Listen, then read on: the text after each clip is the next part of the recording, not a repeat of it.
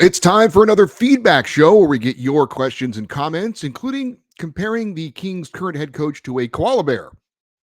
We may also discuss Pheonix Copley, Quinton Byfield, our ultimate current Kings lineup, trade possibilities, and more on this edition of Locked on LA Kings.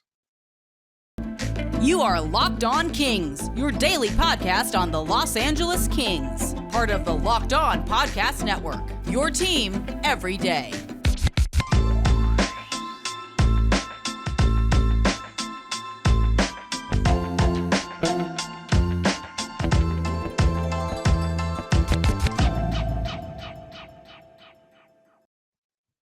Hey, Kings fans, welcome to Locked on LA Kings, your team every day. Thanks for making Locked on LA Kings your first listen every day. We are free and available wherever you get your podcasts and on YouTube. Please like and subscribe if you're enjoying this content, and thank you for your support. I am Eddie Garcia, your host of Locked on LA Kings. I've worked in sports media for the past 30 years, 20 plus years at the Fox Sports Radio Network. I'm also co-host of the Puck Podcast. It's a weekly NHL review show that's been putting out content for the past 16 years, and of course, a passionate LA Kings fan for 30 years. This episode is brought to you by FanDuel Sportsbook, official sportsbook of Locked On. Make every moment more. Visit FanDuel.com/Locked On today to get started. It is a Feedback Thursday, time to get interactive with you, the Locked On LA Kings listener and viewer. And we're going to start off with some good old-fashioned emails. LockedOnEddie@gmail.com is the email address for future reference. And our first email comes from Matthew, and he does not include a location, which is very annoying because I really like that. And since he has not included a location, that means I get to make one up. So our first email comes from Matthew, and he is in Rancho Cucamonga, as far as we know. He says, "Hey, Eddie, just found out about your show 2 weeks ago. Enjoyed what you have to say. Keep up the great work." Thank you. I'll try. With that said, I have a question for you about our coaching. In Game 7 against Edmonton last year, Todd McLellan decided to sit Velarde, Byfield, Spence, and Bjornfoot, and played Edler, Stetcher, and Athanasio.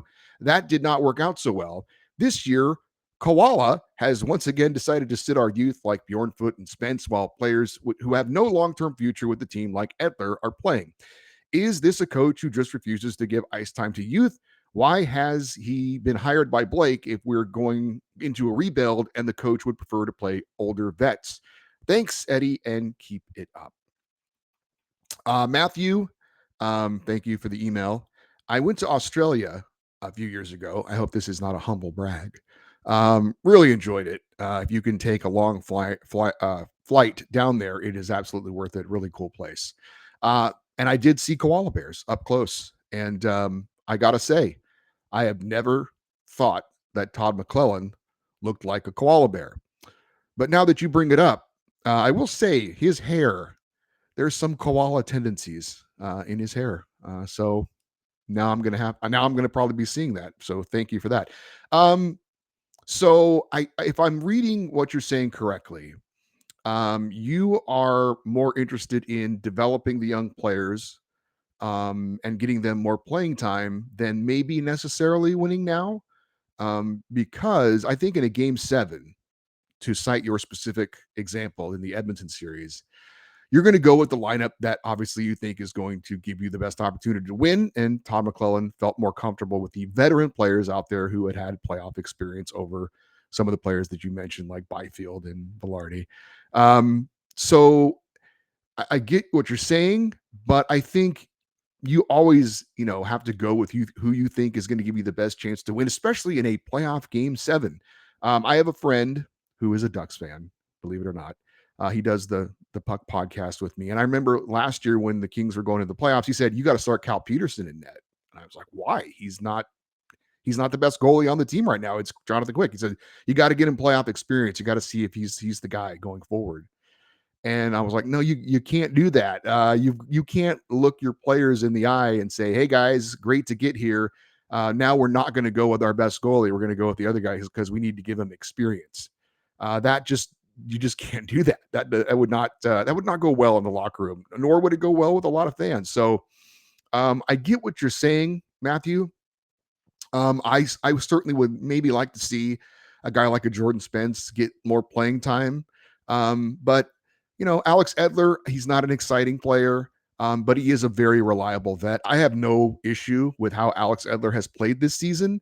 The Kings don't have a lot of size on the blue line. He gives you a little bit of that, although he's not an overly physical player. But the argument could be made that put a Jordan Spence in at the beginning of the year, and by the end of the year, he's gained enough experience to where maybe you can play him in playoff games. That's the thinking anyway. But clearly, when the Kings decided to re-sign Alex Edler and bring him back for another year, it was to play him, not to sit him on the bench or him to be an extra defenseman. So, like I said, I believe what you're trying to say as far as the philosophy of getting younger players more experience for the future, because I'm guessing you believe that we're not a cup contender now. And so let's get these guys experience going forward when we are going to be a cup contender, maybe next year or the year after when we figure out the goaltending situation. Anyway, so I kind of get what you're saying, but I would not agree with the game 7. I think you got to go with the guys you think are going to give you the best chance. So he went with the more veteran players in that instance. I think a lot of coaches would have. And then, yeah, this year, you could have gone more with a guy like a Tobias Bjornfoot or a Jordan Spence and hope that they would be, as good during the season and get experience going forward. But I also get the idea of wanting to have at least one kind of veteran presence on the blue line, and that is Alex Edler right now. So, okay. And thank you for the koala bear thing, I think. Our next email comes from Jesse Garcia, who may or may not be my cousin. He's in Visalia, California, which is in Central California, which where I was raised in that area. And so we're still trying to figure out if maybe we're related. Jesse says, greetings, Eddie. Again, with an observation regarding Quickie. I was watching the New Jersey game with my son, and he made the observation about Quick playing deep in his net and asked if all goalies play that way. I told him that it is usually not the way that goalies play. And then he got scored on. Not sure who scored on the play. But then I paid more attention to the Nashville game, and Quickie played out to the edge of the paint per usual and seemed more sharp. They still lost due to 2 quick goals in the first minute, but I'm hoping that was the fix that Quick needs to get his game back. I'm not expecting 2012 Quickie, but last year he was solid, and with the team playing better, I think we have a chance to really do some damage in the playoffs. What is your take, good sir? And great interview with Jesse Cohen. Oh, yeah, we might be related down the line somewhere. There are tons of Garcias in the area. Go Kings go. There are more Garcias out there. What would I don't know about that. Yeah, I mean, basic knowledge of the goaltending position, which is kind of what I have, is that, yeah, you would like to play a little bit more out of your net, because when you're farther out of the net, you're able to cut down more angles. When players are trying to get the shots on you, the deeper you are in the net, the less ability you have to cut down those angles. So yes, it is generally speaking a good thing for goalies to play a little bit farther out of their net.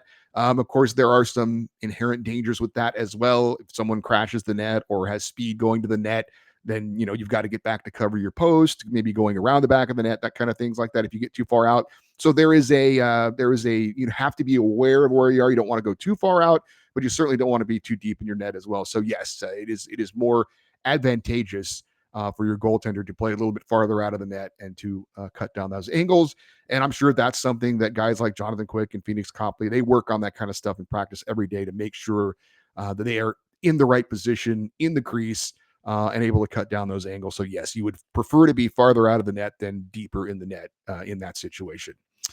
Chris from Northern Nevada, specifically Carson City, says, really like how the team has bounced back from the 3-game losing streak. Seems like the team doesn't get too high or too low.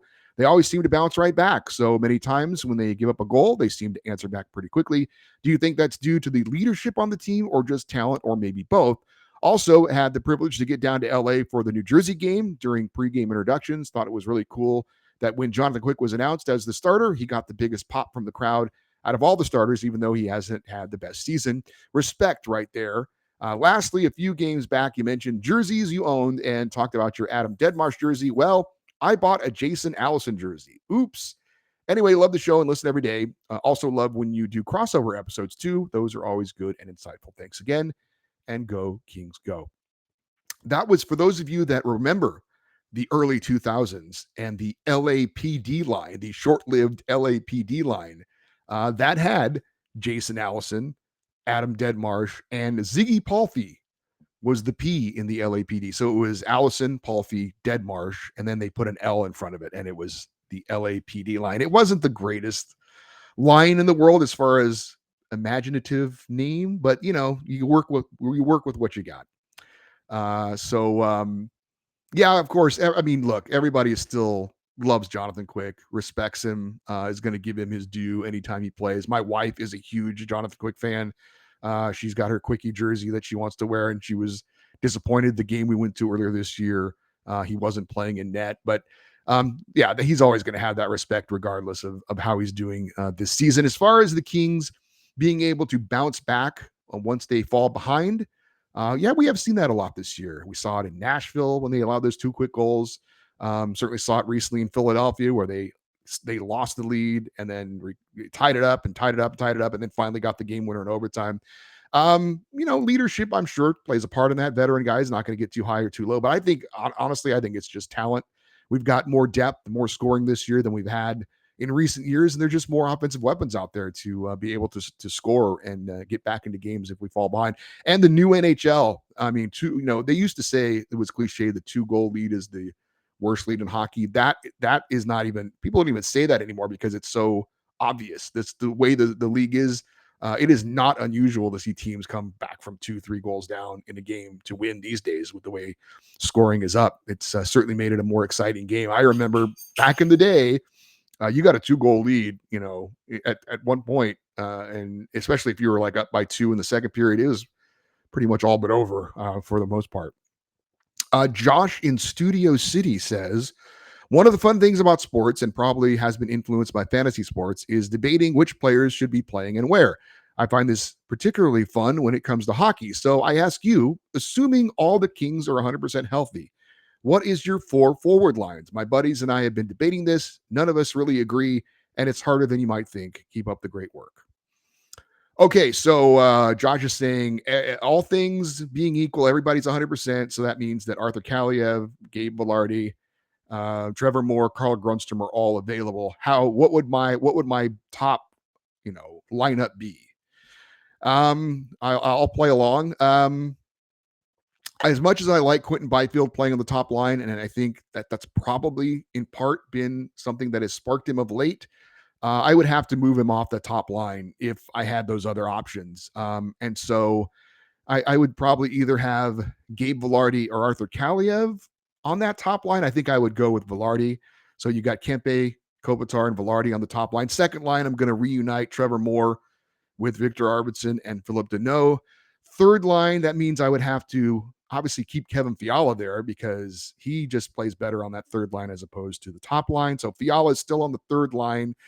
I guess I would have to move Iafallo over to the right side. I don't know if he's done that before. It's always a little bit tricky. You want to keep guys on the sides that they shoot the puck, but I guess I'd have to move him over on the right side. And then since I'd moved Byfield off the wing and moved him down, I guess I'd have him as my third line center. So Byfield with Iafallo and Fiala. And now the fourth line, boy, Arthur Kaliev on the fourth line. I kind of hate that, but got to put him somewhere. And I think I would put Rasmus Kupari as my fourth line center over Blake Lizotte. I love Blake Lizotte. I love the energy he brings, but I think Kaliev gives you about as much and also kills penalties, and there's more upside there. And then my final winger would be, who am I forgetting? Am I forgetting anyone? I guess I would go with Jared Anderson Dolan over there over a Carl Grundstrom. Yeah, I think I'm not leaving anyone out there. Well, I should have really thought this through a little bit more. So yeah, that would be my lineup. I think Vilardi, Kempe, Kopitar, Deneau, Arvidsson, Moore, Byfield, Fiala, Iafallo, Kupari, Kaliev, and Jared Anderson Dolan. I think that would be my kind of ultimate lineup for the forwards if I could pick anybody I wanted right now. Of course, that said, the reality of this is there's a roster limit, and there are players who you would have to send back to Ontario. So you would send Alex Turcotte and you would send Samuel Fagemo. They would be gone immediately. So who else goes if you're going to keep Lizotte? That would mean that Grundstrom, I guess, would have to clear waivers to go back down. So this is, I'm kind of raining on the fun here a little bit. But those are the types of things you have to think of in the reality of an ultimate kind of roster, as opposed to just a fantasy roster where you're plugging players in. But it is fun to speculate on that kind of a thing. I don't think it's going to be a debate because I seriously doubt the Kings will be 100% healthy at any point of the year because that's just the way hockey goes. But anyway, fun to play with. I agree with you on that, Josh. We will get back to the emails in a moment, but first, I need to let you know that today's episode of Locked On LA Kings is brought to you by our friends at FanDuel. The NFL playoffs are here, and we are really excited about our new sports betting partner for Locked On because they are the number one sports book in America, and that is FanDuel. And if you're new to FanDuel, it's even better. They have so many great features that make betting on sports easy and fun. New customers join today to get started with $150 in free bets guaranteed when you place your first $5 bet. Just sign up at fanduel.com/locked on. FanDuel has all your favorite bets from the money line to point spreads to player props. Plus, you can even combine your bets for a chance at an even bigger payout with a single game parlay. It's on an app that is safe, secure, and super easy to use. So, football fans, don't miss out. Place your first $5 bet and get $150 in free bets, win or lose, at fanduel.com/locked on. Make every moment more with FanDuel, official sportsbook partner of the NFL. All right, back to your emails. This one comes from Francis. He is also in parts unknown, so I get to make it up. And I'm going to say that Francis is from Temecula. He says, I think you're right, and I've agreed for a while that QB needs to cook. He's adding something to his game with every game played, and truthfully, might be a better winger. Look at Adrian Kempe. Either way, playing with Kopitar is going to make you better no matter what the Kopi haters say. As for the trade talk, I'm pretty sure Blake is going to do something that we aren't expecting per se. There's been a lot of Ottawa Senators talk. I don't like the chatter involving any of the roster players, including Velarde, because I think he's a diamond in the rough, even though he's a first rounder. I think his ceiling is high. As much as I hate to say it, with how well they're playing, I'd be okay with seeing the entire fourth line involved in a trade. Kupari, Turcotte, and Pagimo. But all those players are valuable. Just scratching the surface is, if you're going to start parting ways, it would be a good player. It would better be a good player coming back. Love the show, love the exposure you're getting and how you're growing. You already have more followers than a lot of the Locked On series pages, so that says something. Go Kings, go. Again, that was from Francis. Yeah, there has been a lot of chatter around the Ottawa Senators. I had not mentioned it before, but their general manager, Pierre Dorian, was at the Kings Blackhawks game, and there was also a report I think he was at another Kings game as well. So I'm not sure what the scuttlebutt is there involving the Ottawa Senators, but that is something to keep an eye on when you've got a team's general manager, not a scout, not scouts from the organization, actually attending games to see some players firsthand. That's certainly worthy of a mention. So that's something we will definitely keep an eye on. And yeah, like I said, I know we're going to talk more about Quinton Byfield in a little bit, but I'm definitely seeing some things in his game of late that I think are legitimately encouraging. Our next email comes from Jerry in San Jose. He says, it seems you post your shows in the later afternoon or early evening. Just curious why you don't post shows right after games. I know for home games that's very late, but would be nice to have the show for my morning drive to work. Just a suggestion. Still enjoying the show. Thanks. Yeah, Jerry, it's just my schedule is for, when I record the show. I work overnights at the Fox Sports Radio Network. I go to work at 10 p.m. I get off at 6 a.m. I know some people are like, oh my God, that's insane. I actually really like it. It works for me. But I did kick around when I first took over the Locked On channel, maybe doing the show after I got off of work. But I found out that I just don't have the energy for that. And I want to, have some energy for the show.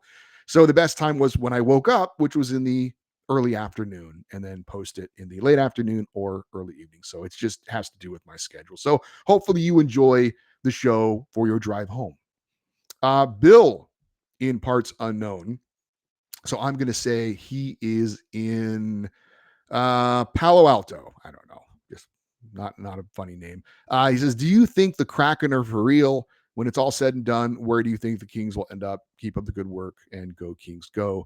I do think the Kraken are for real. And by the way, as we are recording this, they're currently in first place in the Pacific Division. They passed the Vegas Golden Knights last night. So yeah, I think the Kraken are for real. They're going to finish in the top three. I think Vegas might slide out of the top three. Edmonton's starting to get going, and Evander Kane's back in the lineup for them.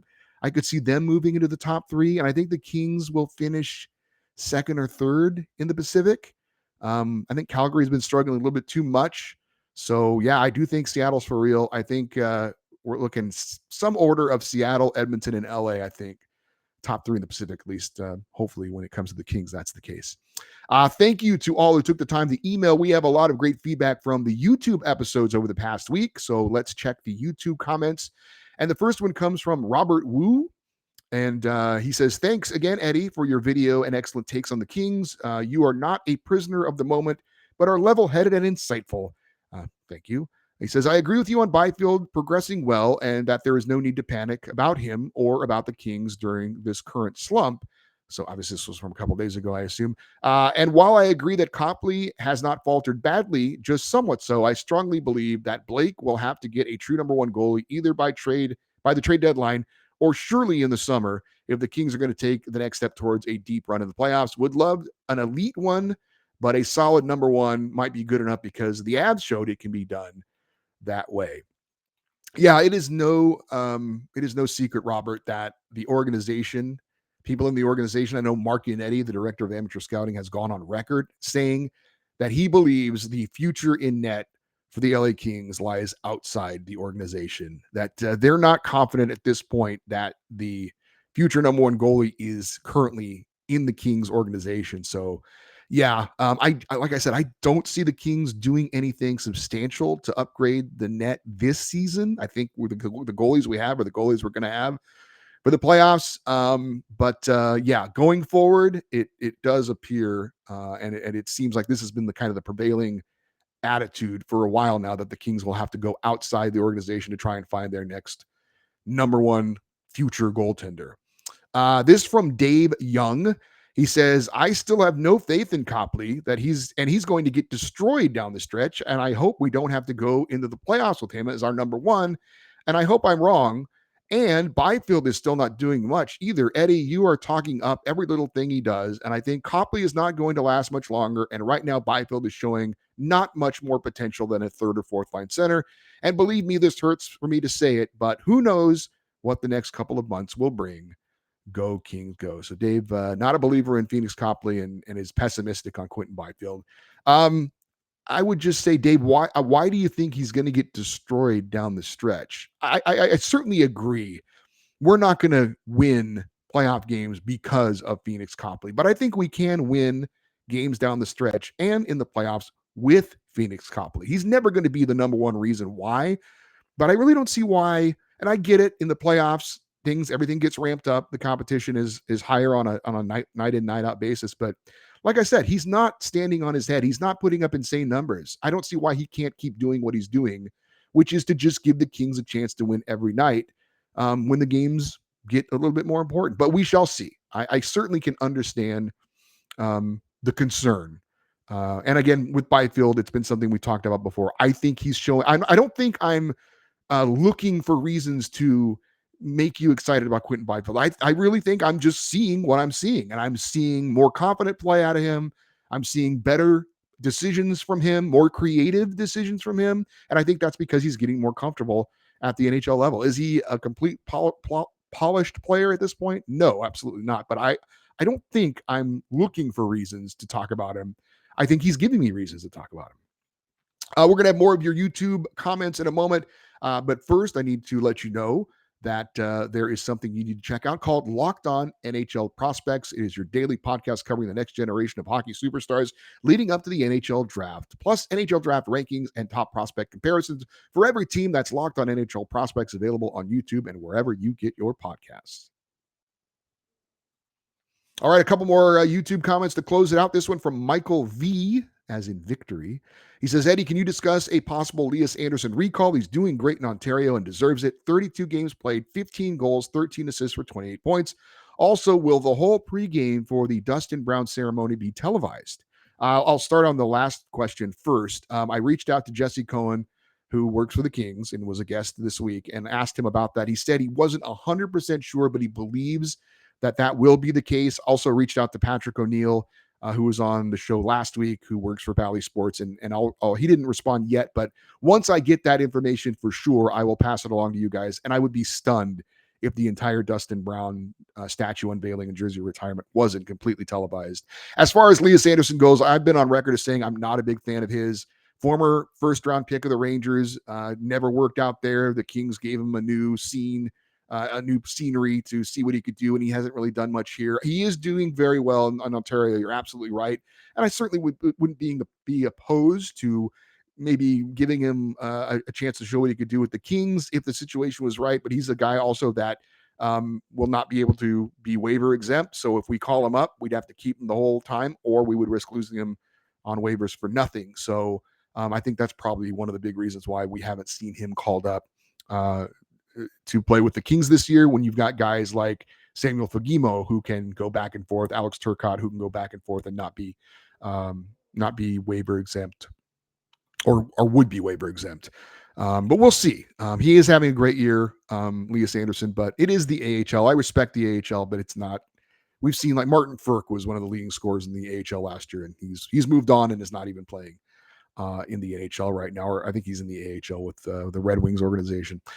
This one from Frank in Ranchos Palos Verdes. He says, no question that Byfield's been playing better, but I still do not see a consistent level of play for such a highly drafted player playing top line minutes. He makes a play or two some games, but looks like, look at Velarde, Fiala, Kempe, Arvidsson, and so on. All of these players make plays or create a chance multiple times per game, almost every game.